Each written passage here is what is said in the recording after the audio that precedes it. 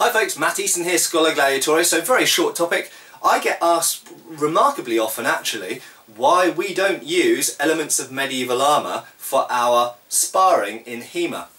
And there's a very simple answer, and that's because primarily what most people are doing in HEMA is what's sometimes known as blossfechten or unarmoured fighting. So for example, when you look at the videos of the Fight Camp Longsword Sparring Tournament, it is simulating unarmoured, in other words civilian kind of dueling context. It's looking at unarmoured fencing style. Unarmoured fencing style is very different to armoured fencing style. And if you look in the treatises, you can see how longswords are used completely differently against armour. They're generally speaking used kind of like a short spear, and they're not used to, you don't bash armour generally speaking because it's not going to achieve anything, or at least I'm talking about plate armour here, chainmail or mail, little bit different situation, because just walloping someone in mail can have some effect. But plate armour is just basically you can just stand there and be donked, and it might occasionally hurt you, but it's not going to put someone out of action. So if someone's got full plate harness, and bear in mind we're talking about two extremes here, there was a middle ground, but I won't talk about that for now. So we're talking about unarmoured, in other words clothes, and fully armoured in full plate harness. Completely different way of using certainly swords in those scenarios. The ways of using more powerful weapons like poleaxes and halberds, they aren't so different, because a poleaxe or a halberd or a bill can strike with a hell of a lot more force. So in actual fact, just hitting someone in the helmet with a poleaxe, as recommended by numerous treatises, including the one that I primarily work from, Fiore, can be a good thing to do, because quite simply they've got so much leverage and so much extra mass, and the point of balance is such that if you hit someone with a poleaxe, bam, in the helmet, it's likely to knock them over at least, or damage their neck at least, and at most it could kill them, I suppose, just from the impact.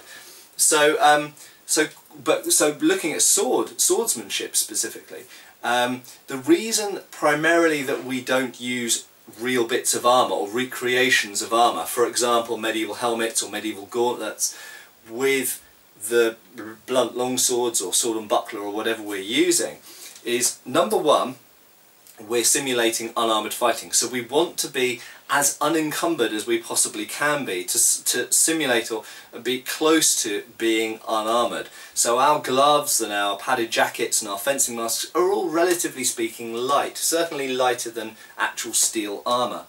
The second thing is you want to be able to move in the same way. So if you put on steel gauntlets, some steel gauntlets let you, in fairness, let you move fairly similarly to how you move with just padded gloves on.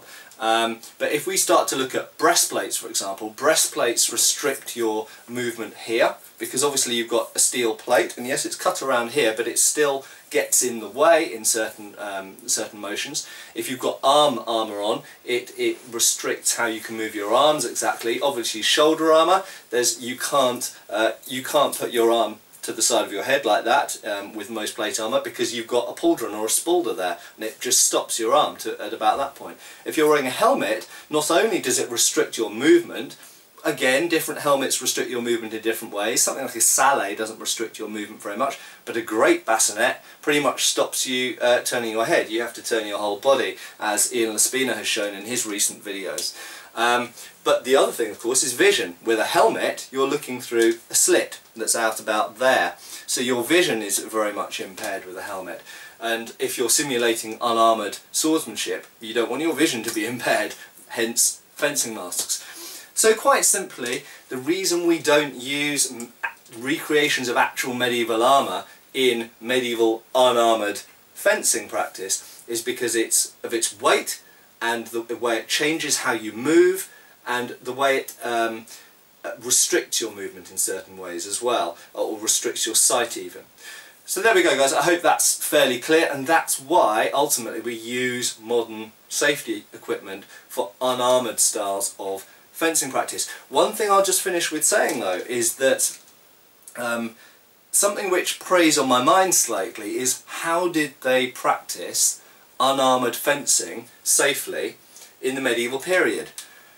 and we don't exactly know. Now, some people will argue with me on that, and I'm willing to take that argument. We know, for example, that there were certain types of fencing contests that were done with feather schwerts. There's some implication that they struck with the flat sometimes rather than with the edge, but we don't really know how they practiced fencing safely. We know a little bit about how they competed, a little bit, and only a little bit, about how they competed safely without killing each other, but we don't really know how they practiced safely.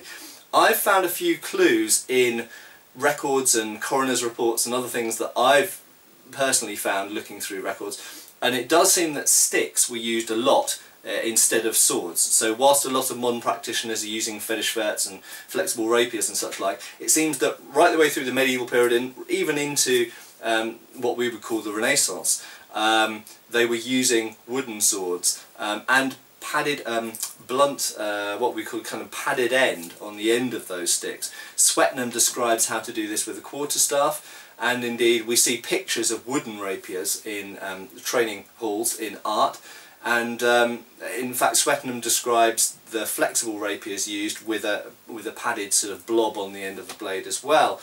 With striking weapons, how do you simulate striking someone in the head when they're not wearing a fencing mask? And we know, pretty much we know that they didn't wear helmets. In fact, one of the coroner's reports that I found actually describes someone dying as a result of accidentally being hit in the head with a wooden sword or a stick during sword and buckler practice, and this is 14th century English source.